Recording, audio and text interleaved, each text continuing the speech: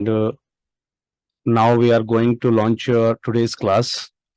आज मैं आप सभी लोगों के साथ आपकी आज की क्लास स्टार्ट करने जा रहा हूं। अगर सभी लोगों को वॉइस प्रॉपरली आ रही है तो प्लीज मुझे चैट बॉक्स में कंफर्म कर दीजिएगा। Thanks a lot to all of you.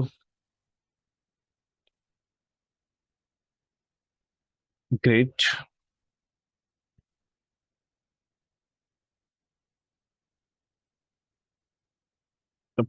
Pradeep sir जुड़े हुए हैं क्या? आज शायद प्रदीप कुमार के नाम से उन्होंने लॉग इन किया हुआ है, आई थिंक सो। यस दादा, जुड़े हुए। यस दादा, मुझे सुन पा रहे हैं आप?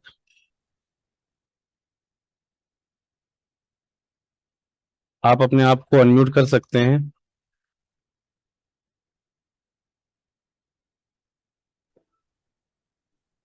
यस।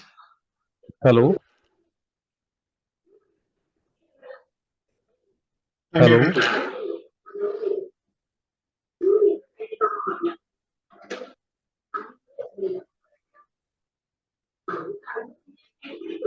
ये शायद उनका अकाउंट नहीं है सर।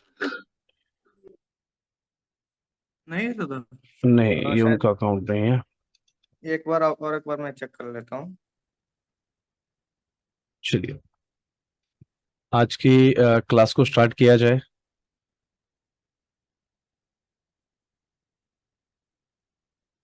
वो शायद अपनी संस्था के नाम से ही लॉगिन होंगे।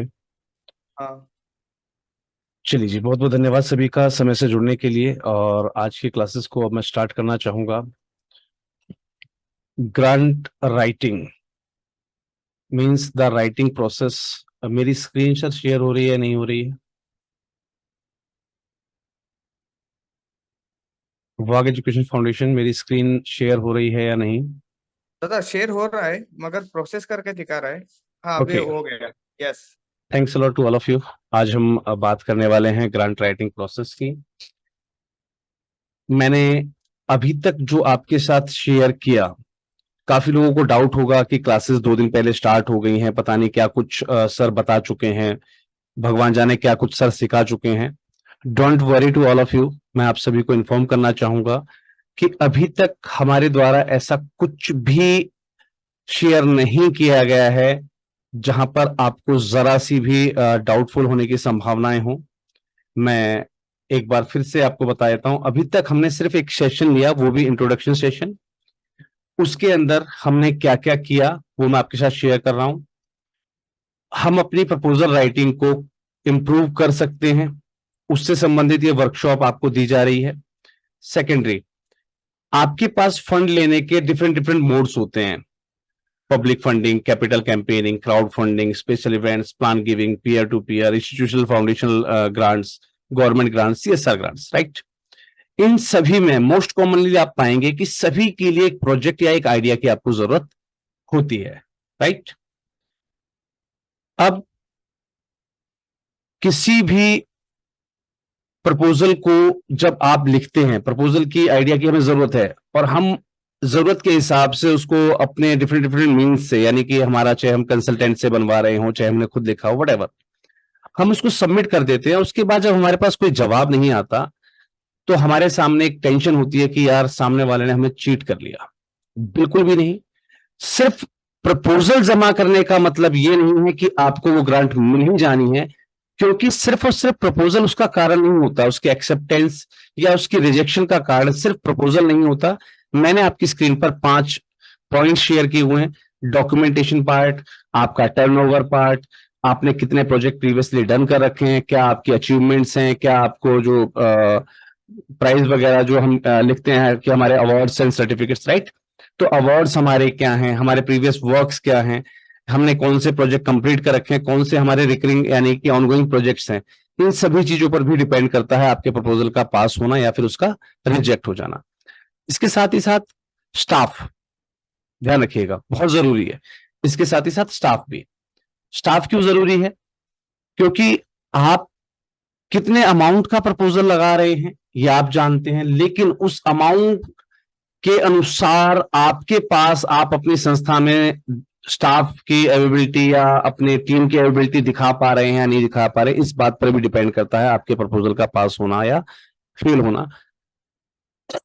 लास्ट में मायने आता है हमारे प्रपोजल का कि कहीं ना कहीं तक अगर हम पांचों हिस्सों को बराबर बराबर डिस्ट्रीब्यूट करें तो 20% आपका प्रपोजल में अगर आपसे कोई कमियां रह जाती हैं तो 20% वो रिस्पॉन्सिबल होता है आपके प्रपोजल, आपके ग्रांट एप्लीकेशन की जो है रिजेक्शन के पीछे, राइट। मैंने और हमारी टीम ने बहुत रिसर्च किया और जानने का प्रयास किया कि किन किन कारणों से, किन किन फैक्टर्स में किस किस चीज की भूमिका कैसी कैसी होती है। तो हमने पाया कि जब एनजीओ मैनेजमेंट सही होता है तो ग्रांट या प्रपोजल एप्लीकेशन की जो भूमिका है वो कम हो जाती है, राइट। अगर कहीं आपका बजट या टर्नओवर ज्यादा वैल्यू रख रहा है तो ऐसे में आपकी एनजीओ मैनेजमेंट या स्टाफ बहुत ज्यादा बारीकी से देगा। तो एक ग्राफ के माध्यम से हमने प्रयास किया था इसको जो है ड्राइव करने का कि कहां कहां और किन किन परिस्थितियों में आपका प्रपोजल रिजेक्ट होता है और वहां पर किस कारण को तवज्जो दी जाती है और किस कारण को छोड़ दिया जाता है।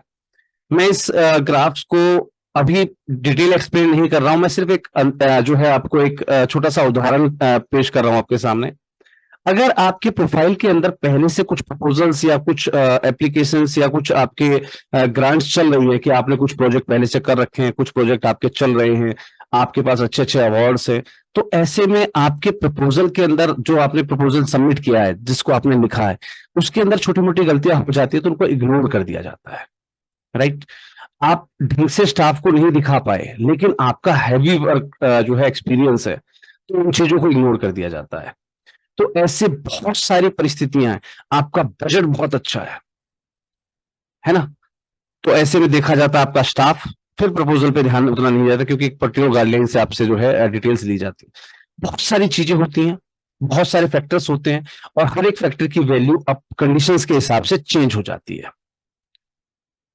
आपके पास डॉक्यूमेंटेशन अच्छे नहीं है, आपका बजट अच्छा नहीं है, लेकिन आपने प्रपोजल बहुत शानदार लिखा हुआ है, आपकी जो मेथोडोलॉजी है, इम्प्लीमेंटेशन स्ट्रेटेजी है, शानदार है, तो एक बार को डोनर आप पे विचार करता है कि वो आपको एक मौका जरूर दे। भले ही आपके डॉक्यूमेंटेशन में कुछ कमी हो, वो आपको दोबारा मेल करेगा, आपसे दोबारा डॉक्यूमेंटेशंस आपसे आस्क कर सकता है। तो ये कुछ कॉमन चीजें हैं जिनका हमें बारीकी से ध्यान रखना होता है कि हमें सिर्फ और सिर्फ मेन फैक्टर जो हम सोच के चलते हैं कि नहीं यार हमने प्रपोजल राइटिंग जो है सीखनी है तो हमें बहुत कुछ आना चाहिए, हमसे किसी ने चीटिंग कर ली है ना, हमें किसी ने ठग लिया, ऐसा कुछ भी नहीं है। और प्रपोजल राइटिंग का सबसे बेस्ट जो कंसेप्ट रहता है वो ये रहता है कि भाई आप अपना प्रपोजल खुद तैयार कीजिए, ज्यादा से ज्यादा कंपनीज को भेजिए, इसमें एक आपको एक्सपीरियंस मिलेगा जो है कम्युनिकेशन का डिफरेंट डिफरेंट एजेंसी से, और दूसरा फायदा आपको मिलता है कि आप उनके एग्जिस्टिंग कांटेक्ट हो जाते हैं।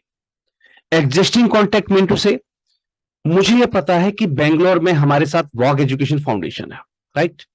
मुझे अगर बेंगलोर के अंदर कोई भी काम होगा तो मेरा जो है पहला कॉल शायद वॉग एजुकेशन फाउंडेशन को जाएगा, सर मैं फला काम के लिए आपके फला एरिया में आ रहा हूं, मेरी कुछ हेल्प आप करवा सकेंगे इस संबंध में। उन्होंने कहा यस दादा मैं आपकी हेल्प करवा दूंगा, देन ओके। अगर उन्होंने मुझे मना कर दिया तो मैं शायद किसी ग्रुप में, किसी एनजीओ के सेक्शन में अपना मैसेज डालूंगा that if anybody is there to help me out, if anybody is there from Bangalore और other state where I want to visit, right. तो एग्जिस्टिंग कांटेक्ट होना एक अपने आप में एक बहुत बड़ी चीज होती है।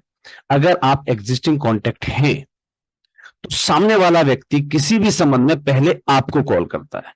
तो इस बात से हमें बिल्कुल भी हताश नहीं होना है कि हमने इतनी सारी एप्लीकेशंस कर दी हैं लेकिन उनका रिजल्ट नहीं आया। यकीन मानिए, दिन आए देर आए लेकिन दुरुस्त आए, एक ना एक दिन आपको एक एग्जिस्टिंग कांटेक्ट होने का फायदा जरूर मिलेगा। आप अपनी एप्लीकेशंस के जो कंटिन्यूटी है उसको कभी भी आपको ड्रॉप आउट नहीं करना है, उसको दिन पर दिन अपनी एबिलिटीज को आप इंक्रीज करते जाइए। मैंने आपको बताया था, जब हम किसी प्रपोजल की बात करते हैं, किसी ग्रांट एप्लीकेशन की बात करते हैं, तो आज के समय में मार्केट कंपटीशन इतना बड़ा है कि आप जब कहीं 100 जगह आवेदन करते हैं, whenever you apply for 100 funding agencies, then you will have a chance to get a response from almost 10% companies over there. Only response, not the confirmation. आपको सिर्फ एक रिस्पॉन्स मिलता है कि हमने आपका प्रोजेक्ट देखा जी, अभी हम आपको नहीं दे सकते, हमने किसी और को ग्रांट दे दिया। 1% हमारे पास चांस होता है कि हमारे पास कोई इनकन्वर्जन कॉल आ जाए, यानी कि जिसको हम कन्वर्ट कर सकें, उसको हम तैयार कर सकें। उसने हमसे डेमोन्स्ट्रेशन मांगा हो, या उन्होंने कुछ और एक्सप्लेन करने के लिए कहा, उसने कोई डॉक्यूमेंटेशन मांगे हो, अगर हम वहां भी फिर गलती कर जाएंगे तो चांसेस खत्म, राइट। तो इतनी सारी एप्लीकेशंस करने के लिए अगर हम जो है कंसल्टेंट के भरोसे बैठ जाएंगे, तो कभी भी हमारा भला नहीं हो पाएगा। अगर एक कंसल्टेंट हमसे 5, 10, 15 हजार रुपए का चार्ज ले रहा है, तो दैट मीन्स कि 100 एप्लीकेशंस कराने के लिए आपके पास बहुत अच्छा खासा बजट होना चाहिए। जब मैं सिर्फ बात कर रहा हूं सालाना 100 एप्लीकेशंस की, जबकि मैं चाहता हूं कि आप लोग मंथली 100 एप्लीकेशंस करें। You must make 100 applications monthly and you will have a great chance, great chances to have an approved grant. आपको बहुत अच्छा मौका मिल सकता है एक ग्रांट अप्रूव होने का, अगर आप ज्यादा से ज्यादा एप्लीकेशंस करते हैं। अभी तक हमने आपके साथ सिर्फ इतना ही शेयर किया था, इससे आगे अभी तक किसी भी कंटेस्टेंट को, किसी भी प्रतिभागी को कोई भी जानकारी शेयर नहीं की गई है। यहां तक सभी को क्लियर है, कोई डाउट तो नहीं रहा किसी को ऐसा तो नहीं लग रहा है कि यार हम कहीं पीछे छूट गए हैं, या हम जो है हमसे कोई चीज छूट चुकी है, हम उसको शायद अब नहीं गेन कर पाएंगे। क्योंकि जो भी सेशंस अब आपको दिए जाएंगे वो अनरिकॉर्डेड है। रिकॉर्डेड मीन टू से शायद रिकॉर्डिंग अभी चल रही है, लेकिन यकीन मानिए ये रिकॉर्डिंग्स जो है पब्लिकली अवेलेबल नहीं होगी, क्योंकि इनको अब कोर्स में कन्वर्ट किया जा रहा है, जो कि हायर अमाउंट्स पर जो है पर्टिकुलर कैंडिडेट्स के लिए अवेलेबल हुआ करेंगी। शायद जिस कोर्स को आज आपको करने का मौका मिला है, जिस प्रपोजल राइटिंग को आज आपको सीखने का मौका मिला है, इस प्रपोजल राइटिंग के लिए आने वाले समय में 30 से 35 हजार रुपए चार्जेस रहा करेंगे, सेम 10 डेज कोर्सेज के।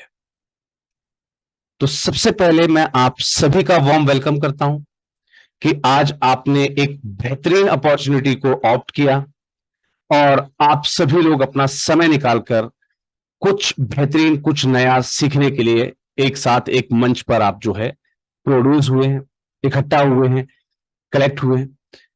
आप सभी को मैं एक और जानकारी देना चाहूंगा, शायद थ्रू आउट द मोमेंट जब मैं क्लासेस स्टार्ट कर दूंगा तो शायद मुझे बताने का मौका ना मिले। राष्ट्रीय एनजीओ महासंघ की ओर से अगली workshop, physical workshop, not the webinar, not the virtual workshop, physical workshop Haridwar के अंदर फाइनल कर दी गई है, जो कि आगामी 24 और 25 जून, करेक्ट आज से एक महीना बाद, after 1 month from the date today, आज से राइट एक महीने बाद 24 और 25 जून को हरिद्वार में आयोजित होगी।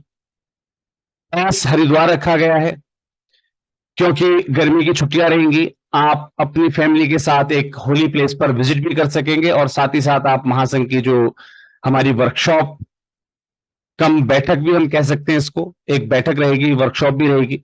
आप दोनों चीजों को जो है आप कलेक्टिवली आप एंजॉय कर सकेंगे, एक फैमिली ट्रिप भी हो जाएगी और आप साथ साथ जो है एक वर्कशॉप भी अटेंड कर सकेंगे। सो आप सभी लोग सादर आमंत्रित हैं और राष्ट्रीय एनजीओ महासंघ की ओर से इसकी जो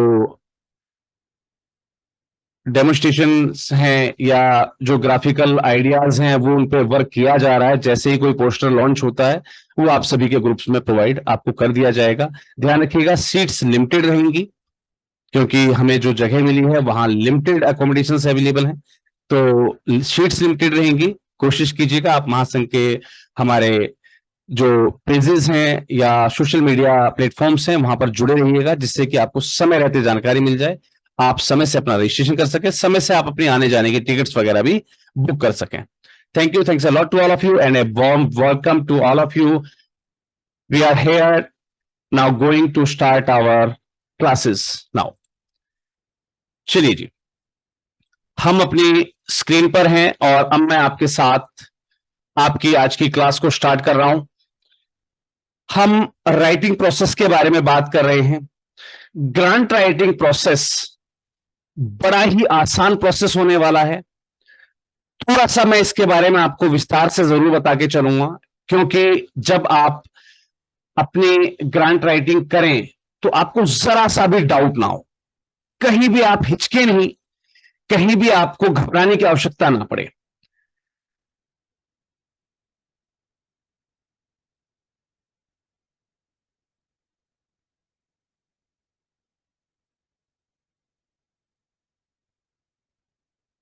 now the writing process, this writing process can be used for writing grant applications, project proposals, business cases, for new projects और programs।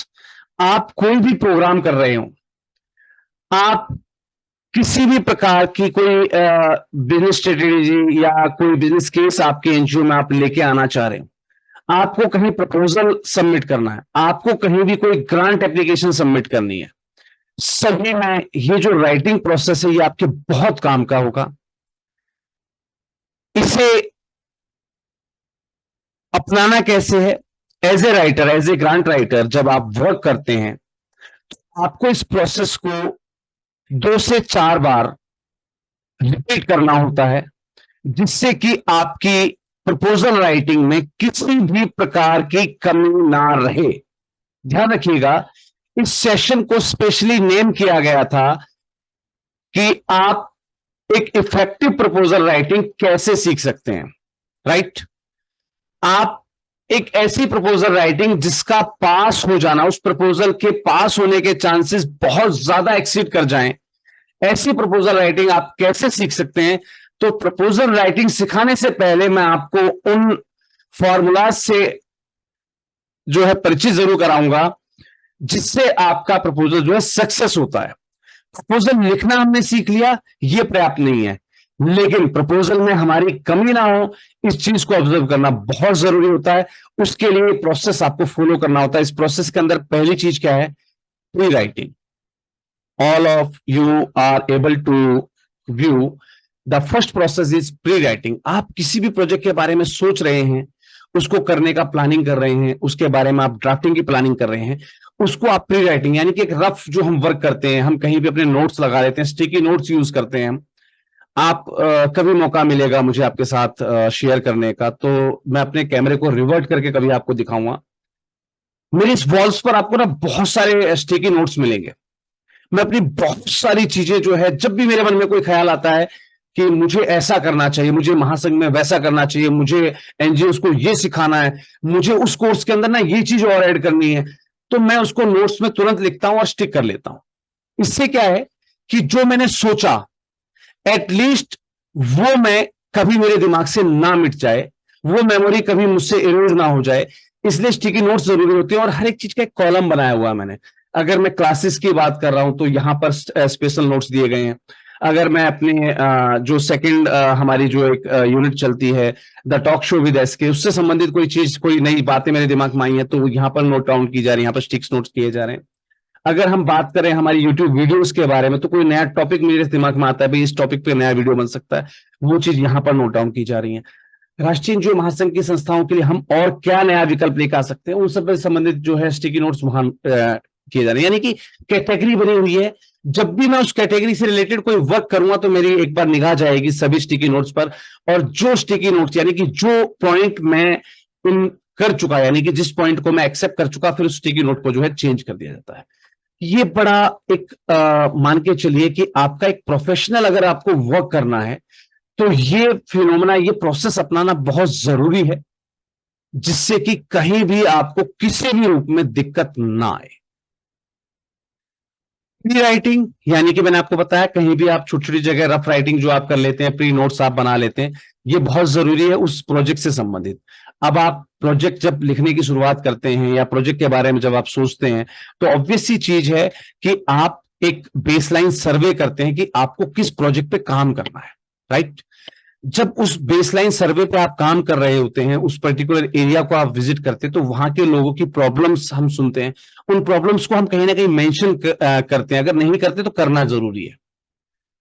बाद में हमने विजिट किया, हमारी टीम के साथ हमने कोऑपरेट किया, हमने टीम से उस बारे में डिस्कशन किया, हमारी टीम ने हमें क्या आइडियाज दिए, वो सभी एक रफ आइडियाज के रूप में नोट करना बहुत जरूरी है।